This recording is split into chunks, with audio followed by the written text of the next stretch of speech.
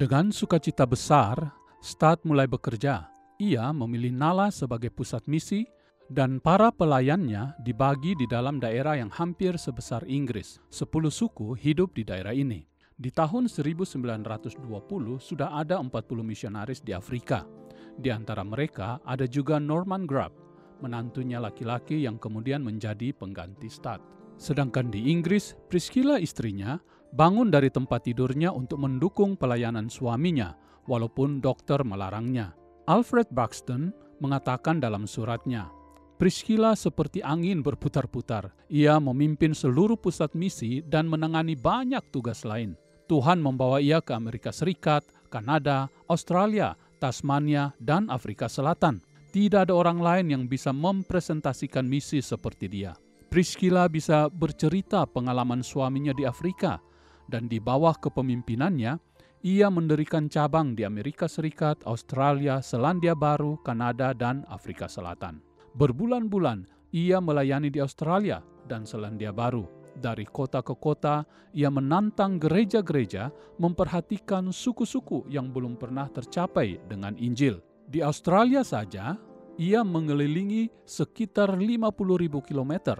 Di Selandia Baru, hampir 10.000 kilometer. Di sana ia berkhotbah 727 kali di kebaktian, kadang-kadang 2 kali sehari. Sesudah pelayanan raksasa ini, 30 orang bergabung dengan badan misi ini. Ada juga kesulitan-kesulitan yang dialami oleh Stad di ladang pelayanannya. Satu kali terjadi krisis yang cukup sulit. Beberapa misionaris tidak bisa ikut peraturan yang ditetapkan di misi bahwa semua yang dibutuhkan hanya diminta dari Tuhan dan hidup sederhana tidak dapat diyakini oleh semua anggota misi untuk seterusnya. Walaupun pelayanan dan perhatian Stad terhadap misionaris sungguh baik, ia menantikan penyerahan dan pengorbanan yang sungguh-sungguh. Stad memimpin misinya dengan otoritas, tetapi tidak semua misionaris bisa menerima aturan yang ada sehingga terjadi oposisi terhadapnya. Stad harus memulangkan 2 misionaris dan beberapa pulang sendiri. Mulai satu waktu yang sulit, bahkan panitia di Inggris pun tidak ada yang setuju dengan pandangannya. Sifat Stad yang tidak kenal kompromi dan ketetapan hati untuk memegang peraturan yang dahulu ditetapkan juga keras kepala untuk melaksanakan tujuan yang dianggap benar, menimbulkan suasana tegang.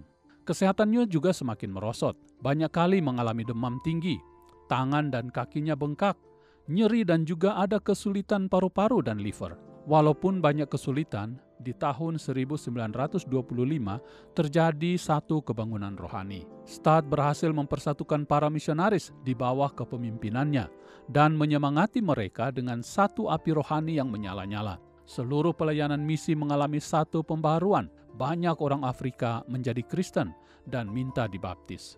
Seorang kanibal yang kira-kira sudah memakan 100 orang menjadi Kristen melalui seorang misionaris wanita.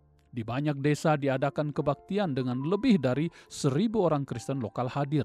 Petobat dari setiap suku-suku disiapkan sebagai penginjil, dan mereka menginjili sampai ke pelosok-pelosok. Hasilnya, pelayanan makin meluas dan di mana-mana berdiri gereja-gereja baru. Tahun-tahun terakhir Stad tinggal di pangkalan misi Ibambi. Ia hidup di salah satu pondok yang bundar, terbuat dari bambu dengan rumput panjang berlantaikan tanah liat. Di dalam pondoknya ada satu tempat tidur sederhana, satu meja yang dibuat sendiri, disitulah ia tinggal, tidur, dan bekerja. Jam 3 pagi biasanya sudah ramai. Pembantu laki-lakinya yang hanya memiliki satu kaki mulai menyalakan api di salah satu sudut di lantai dan membuat teh.